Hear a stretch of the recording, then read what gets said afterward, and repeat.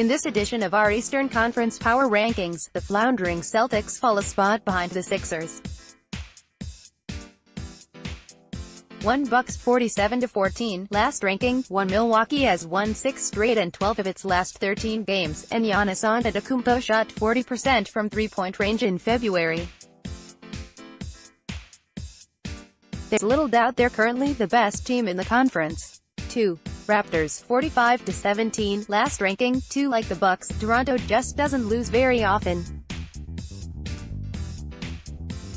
The Raptors have won 8 of their last 9 games, including a 23-point victory over the Celtics on Tuesday. The Raptors have averaged just 11.2 turnovers per game during that 9-game stretch. 3 Sixers 40-22, last ranking. 4 Though Joel Embiid's health is a concern, the Sixers should be satisfied with 3-1 mark without the big man since the All-Star break. Sixers fans who weren't too familiar with Tobias Harris are learning just how well-rounded and offensive player he is. Harris is averaging 21.9 points on 55.1% shooting since he arrived in Philadelphia. 4 Celtics 37-25, last ranking. 3 After 4 straight losses, Boston has 20 games left to find a little confidence and stability heading into the postseason. This team is better off figuring things out and being a 5 seed than being an inconsistent mess and earning to 3, writes NBC Sports Boston's Chris Forsberg. 5 Pacers 41-22, last ranking. 5 If you're the Sixers, would you rather play the Pacers or Nets in the playoffs? Brooklyn's guards have torched the Sixers this season, but the well-balanced Pacers shouldn't be overlooked, even without Victor Oladipo.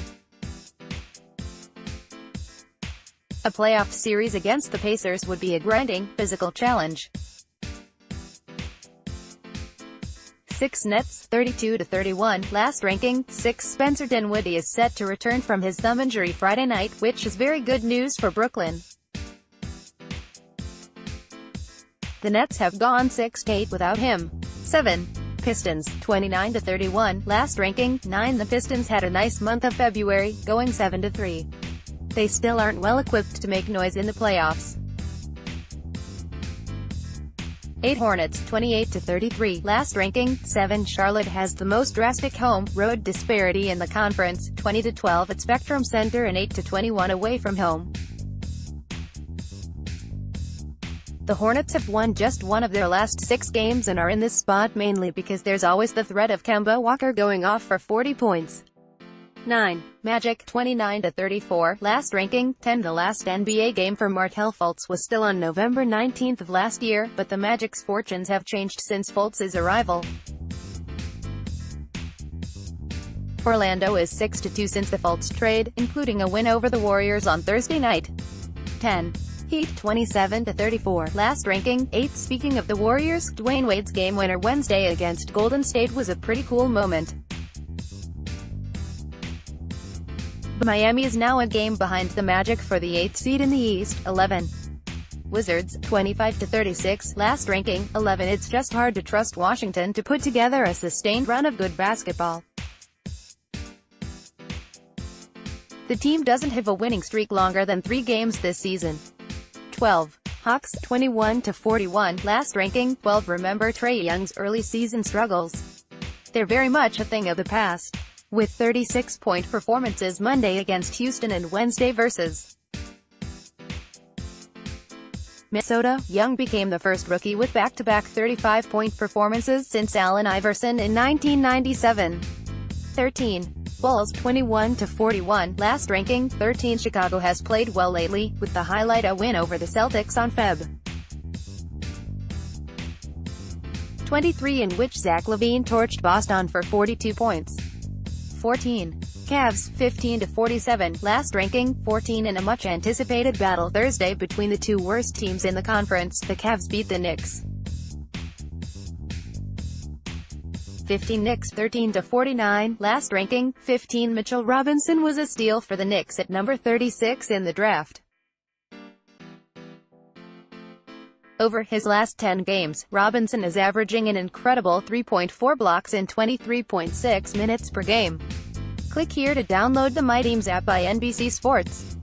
Receive comprehensive coverage of your teams and stream the Flyers, Sixers and Phillies games easily on your device. More on the Sixers box score by day. Philadelphia was overcome by Bryce Harper hysteria, but it was the Sixers' two newly acquired stars that shined by night. Tobias Harris and Jimmy Butler led the way as the Sixers snapped a 19-game losing streak to the Oklahoma City Thunder in a 108-104 win at Chesapeake Energy Arena. The last time the Sixers beat the Thunder was November 15, 2008, a game that featured GM Elton Brand in the starting lineup. All-stars Joel Embiid, knee, and Paul George, shoulder, were both out Thursday night. The victory brings the Sixers to 40-22 on the season. Here are observations from the win. The Sixers' ball movement was extraordinary at times. The unselfish brand of basketball they're playing is leading to some pretty buckets. They had 13 assists on 16 makes in the first quarter and 21 on 25 in the first half. To the Thunder's credit, they turned up the defense in the third, going on a 16-4 run late in the period to get them 1-2 and eventually tie the game in the fourth. The Sixers held on and still finished with 33 assists on 42 made field goals. Impressive against a strong defensive basketball team in OKC.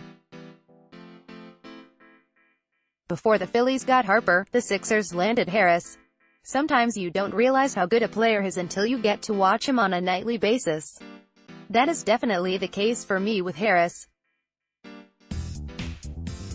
I knew he could play, but man, this guy is really freaking good. He dropped the Sixers' high 32 points, 11 of 19, 5 of 7 from 3, after dropping 29 the other night in New Orleans. He hit some enormous buckets down the stretch. He also made two fantastic defensive plays at the rim late in the fourth quarter to help keep the Sixers in front. This was easily his best performance as a Sixer. As mentioned many times, there is nothing flashy about his game. He can score on all three levels and do so at an elite level. He's good with the ball. He's good off the ball. His skills also fit in so well with Ben Simmons and Embiid's. Brand pulled a master stroke with this trade and, like Matt Clantack with Harper, will likely look to lock up the 26-year-old for a long time this offseason. There's been a lot of talk about Butler needing to take more shots.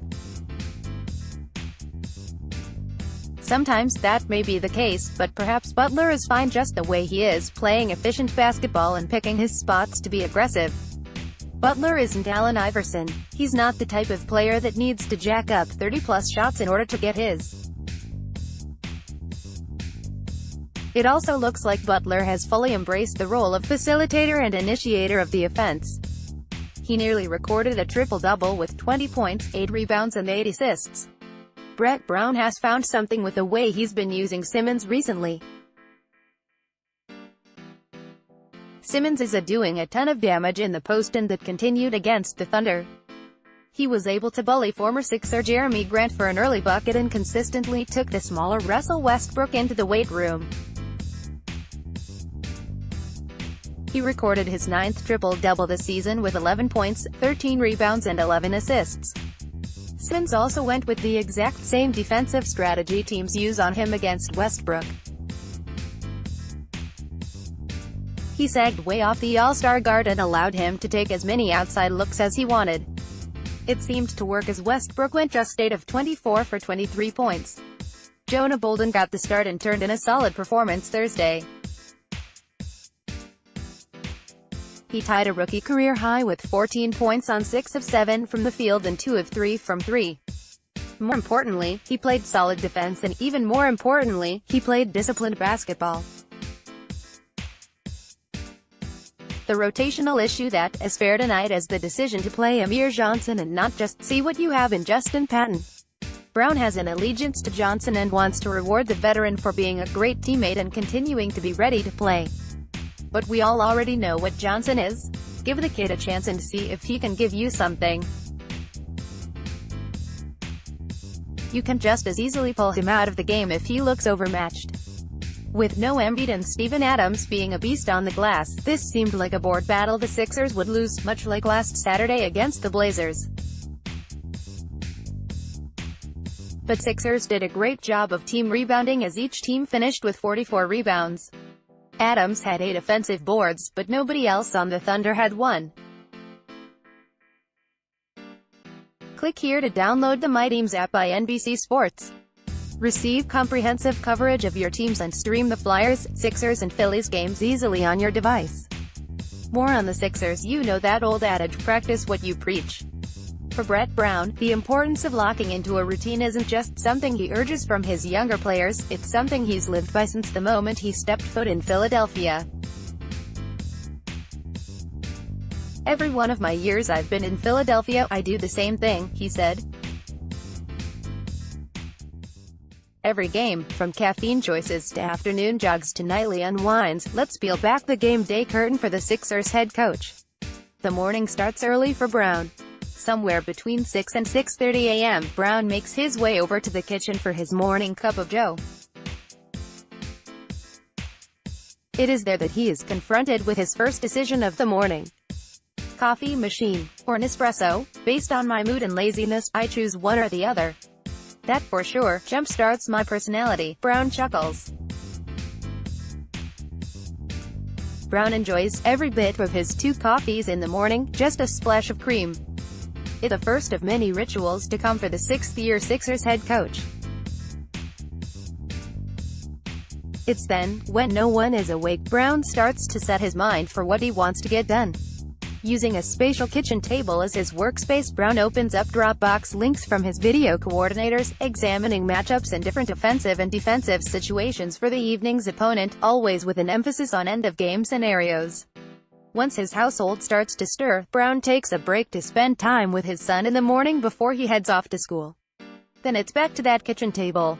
Have you ever noticed the white piece of paper that Brown walks around with during games? It's that piece of parchment that Brown starts formulating. You begin to think about in timeouts, how you're going to get Jimmy Butler the ball, or Joel Embiid the ball in plays you might want to go to, based on the matchup, Brown said. It would be different, say, when you are playing OKC versus if you are playing somebody else. Sometime before lunch, Brown hops in his Jeep and heads to Wells Fargo Center, stopping at his office and spreading out his things on his desk before heading back outside. "I go for a run. Same run, every day," Brown says of his 4 to 5 mile jog, which includes a park near the arena.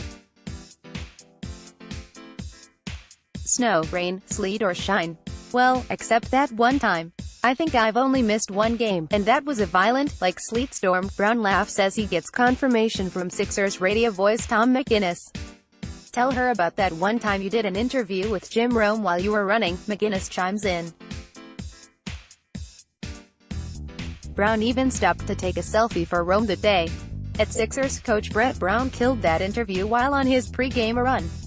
Interview selfie while running past the link? So impressive. Pic.twitter.com/r3jfbill, Jim Rome, @JimRome, January 11, 2017. "I feel worthless if I don't.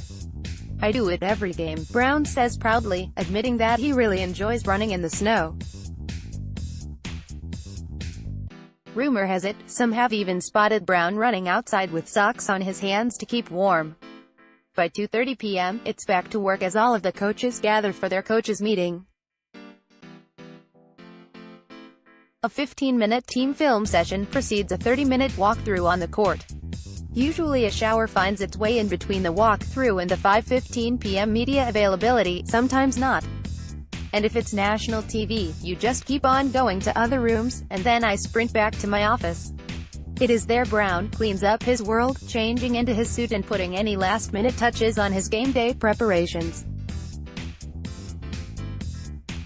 "I don't feel as equipped to do my job unless I stick to that," Brown says of his routine. "I just feel healthy and I feel organized." Then he heads out through the tunnel. At some point after post-game media availability, going over stat sheets, meeting with coaches, and grabbing some food, Brown heads home. He pops on the television, always world news, usually BBC, and tries to unwind. And then there's that one part of his routine that he, like most coaches, can't control. "The correlation of winning and losing influences sleep the most, but it's part of it," he said. The night after a loss, the morning after a loss, it's terrible. Brown drifts off into a mumble about waking up to use the restroom in the middle of the night and replaying plays in his mind. But he wouldn't have it any other way. I'm a normal dad that loves basketball, that goes to see my kids' games. I don't sleep a lot, he said. I work a lot. And I love what I do. Click here to download the My Teams app by NBC Sports. Receive comprehensive coverage of your teams and stream the Flyers, Sixers and Phillies games easily on your device. More on the Sixers.